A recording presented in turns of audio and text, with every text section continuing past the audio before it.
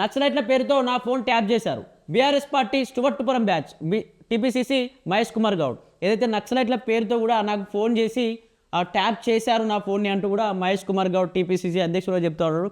BRS party Stuartpuram దొంగల batch అని, KCR family Ali Baba 420 దొంగల మాదిరి అని టీపీసీసీ అధ్యక్షుడు మహేష్ కుమార్ గౌడ్ ఘాటు కామెంట్ చేశారు. నక్సలైట్లతో లావాదేవీలు జరుపుతున్నారని, గతంలో తనపై నిఘా పెట్టారని, తన ఫోన్ను ట్యాప్ చేశారని ఆరోపించారు. ఇవాళ ఆయన మీడియాతో చిట్చాట్ సందర్భంగా మాట్లాడుతూ ఫోన్ ట్యాపింగ్పై కేటీఆర్ మాట్లాడడం హాస్యాస్పదంగా ఉందని, తోడబుట్టిన చెల్లెలు మాజీ ఎంపీ కవిత తన భర్త ఫోన్ ట్యాప్ చేశారని గగ్గోలు పెడుతుంటే ఎందుకు సమాధానం చెప్పలేదని ప్రశ్నించారు. రాజ్యాంగం ప్రకారమే కేసు విచారణ చేపడుతున్నామని స్పష్టం చేశారు.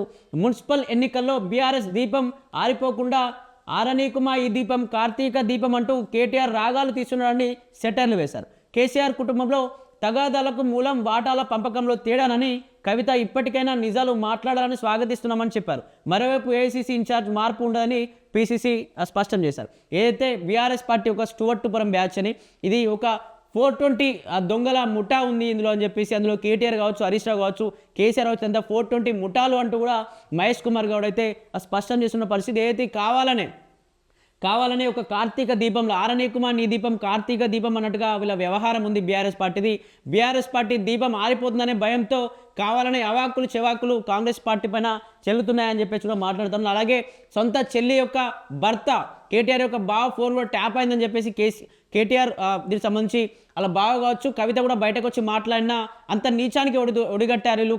సొంత చెల్లె హస్బెండ్ అయినటువంటి బావ, వీళ్ళ సొంత బావ కేసీఆర్ యొక్క అల్లుడి ఫోన్ కూడా ట్యాప్ చేసేంత దుర్చర్యానికి ఒడిగట్టారు అని చెప్పేసి కూడా మహేష్ కుమార్ గౌడ్ కూడా చెప్తున్న పరిస్థితి. అలాగే వేముల వీరేశం చెప్తా ఉన్నాడు, బావ ఫోన్నే ట్యాప్ చేసిన దుర్మార్గుడు, సొంత బావ ఫోన్నే ట్యాప్ చేసిన దుర్మార్గుడు అంటూ కూడా కేటీఆర్ని చెప్తున్న పరిస్థితి. ఈ విషయాన్ని ఆయన చెల్లెలు చెప్పింది. సిట్ విచారణకు హాజరవుతున్న ఆయన తనేదో గొప్పవాడిగా మాట్లాడడం విడ్డూరం. 6,000 మంది ఫోన్లను ట్యాప్ చేయించిన కేటీఆర్ ముమ్మాటికి నేరస్తుడే.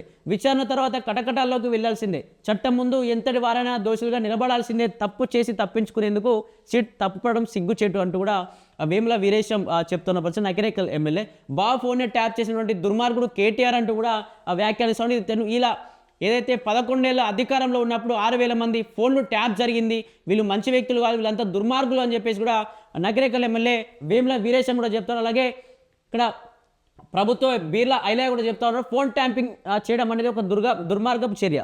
అధికారం కోసం కేటీఆర్ ఏ స్థాయి కన్నా దిగజారు. హరీష్ రావు వ్యక్తిగత సిబ్బంది ఫోన్లు కూడా ట్యాప్ చేశారు. సిట్ విచారణలో ప్రభుత్వం జోక్యం చేసుకోవడం లేదు.